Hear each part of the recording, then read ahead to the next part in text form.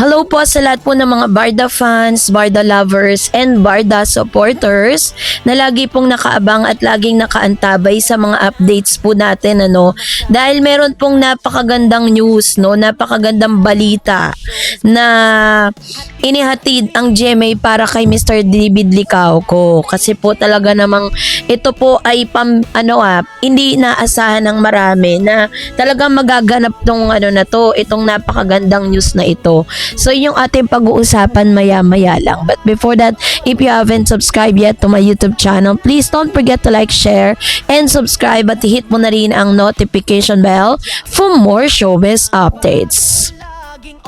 Bago tayo of course magpatuloy sa ating updates for today's video, nais ko pong pasalamatan kayo for always watching and trusting this channel. Thank you so much sa inyong laging panonood at palagi ang pagsubaybay sa mga updates po natin. Maraming salamat po. At ngayong araw, eto na, usapan na po natin si David Licauco dahil talaga namang isa ito sa pinakamagandang news na natanggap ng GMA na ibinalita rin po dito po kay Mr. David Licauco, dahil first time in the history, dahil if you remember, sa mundo kasi ng showbiz, isa sa pinakamahalaga or hindi mawawala ang intriga, lalo na kung ang mga binabalita o dito po sa mundo ng telebisyon, hindi may kakailan na ang rating ang isa sa pinakamahalagang sukatan, sinasabing mahalagang sukatan ng tagumpay ng isang programa. Dito nasusukat kung gaano kalawak ang naaabot ng isang palabas at kung gaano ito tinatangkilik ng masa at kung gaano kalakas ang hatak. Yun po yung lagi nating kung gaano kalakas ang hatak ng mga advertisers, Kaya naman sa tuwing may dalawang programang naglalaban sa parehong time slot, agad itong nagiging sentro ng diskusyon, lalo na kung parehong malalaking production ang sangkot.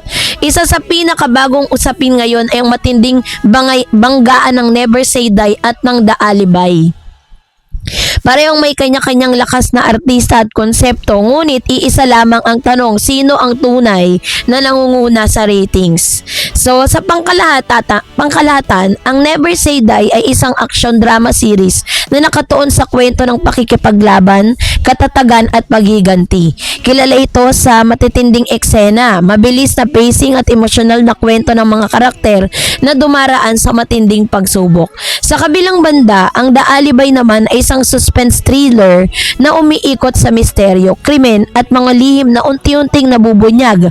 Mas cerebral ang approach nito, mas nakatuon sa pag-iisip ng manonood, panghula sa mga susunod na mangyayari at pag-aanalisa sa bawat detalye.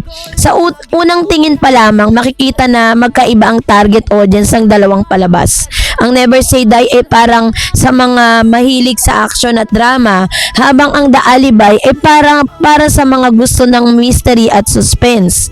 So, sino nga ba ang tunay na nangunguna? Ayon sa mga ulat, pansin-pansin ang dikit ng dalawang programa ng ratings. May mga araw na nangunguna ang Never Say Die, lalo na kapag may matinding action scenes o major plot twist. Ngunit may mga pagkakataon din na ang The Alibay ang umaangat, partikular na kapag may shocking revelation or unexpected twist. Ang ganitong sitwasyon ay nagpapakita ng mas parehong solid na fanbase ang dalawang palabas. Hindi ito tulad ng ilang laban kung saan klaro agad kung sino ang dominante. Sa kasong ito, halos pantay ang laban at nagkakatalo na lamang sa kung anong klaseng episode ang pinalalabas sa isang partikular na araw. Pero ngayong araw ay inilabas po ng isang rating, parang sila yung nagki-cater ng mga ratings ng iba't ibang programa sa Free TV. So base po sa ratings ay umangat ng 6.4 to 6.7 ang ratings ng Never Say Die kumpara sa The Alibay. Alam natin na napakalakas po ng Kim Pao, ng talagang tambalang Kim Pao. Pero kasi yung The Alibay is naipalabas na po yun dati sa mga paper, para magbabayad ka para makapanood ka, maka-access ka dun sa mga next episode. Pero this time is ipinalabas na rin po siya sa Free TV. So yun po ngayon yung kalaban ngayon ng Never Say Die. So dahil po doon, kung mapapansin mo ninyo, meron po mga balita na agad na tinanggal ang The Alibay sa slot na yon dahil natatalo sila ng Never Say Die.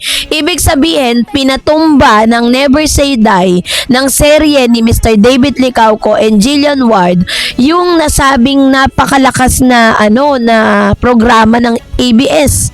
Napatumba nila yon at ngayon ay pinalitan agad-agad ng time slot ni Gerald Anderson. Ang dami pong naging issue dyan. Bakit daw pinalitan yung time slot agad nang wala man lamang daw pasabi dun sa mga actors and actresses? Kahit po si Kim Chiu ay napaiyak dahil po dun sa pangyayari na yon. Pero syempre, it's a management call. Sila po yung magde-decide para dyan.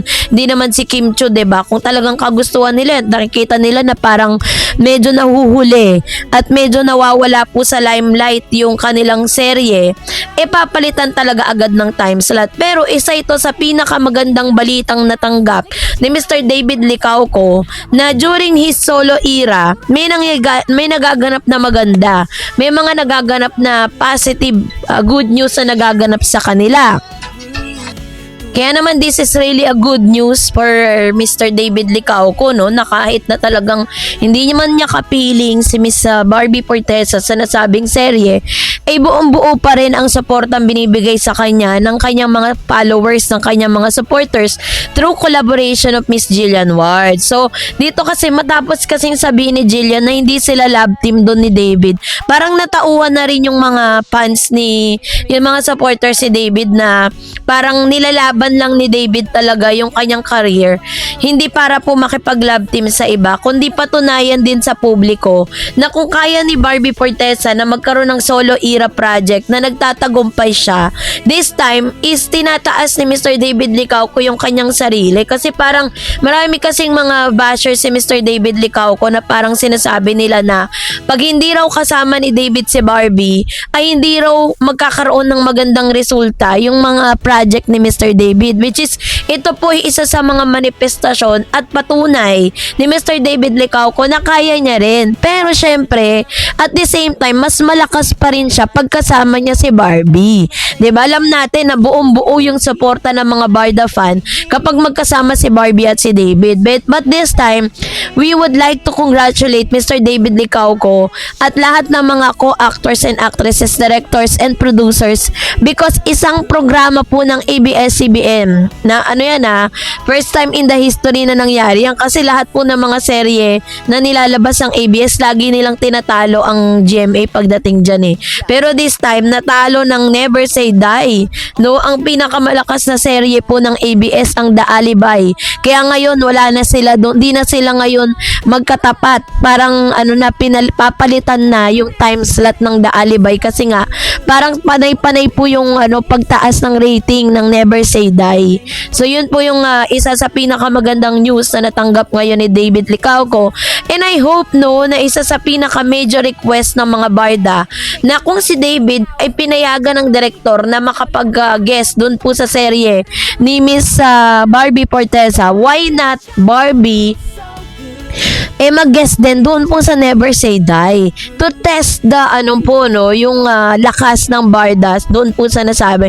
Kung mas malakas sila ngayon, mas lalakas pa yan pag pinasok nila si Barbie Fortesa. So kayo po, anong nyong saloobin patungkol dito, mag-comment kayo sa comment section. And that's it for today. For more videos and updates, please don't forget to like and subscribe, and please don't forget to follow my Facebook page, Dar Eds TV and Darage channel. God bless everyone!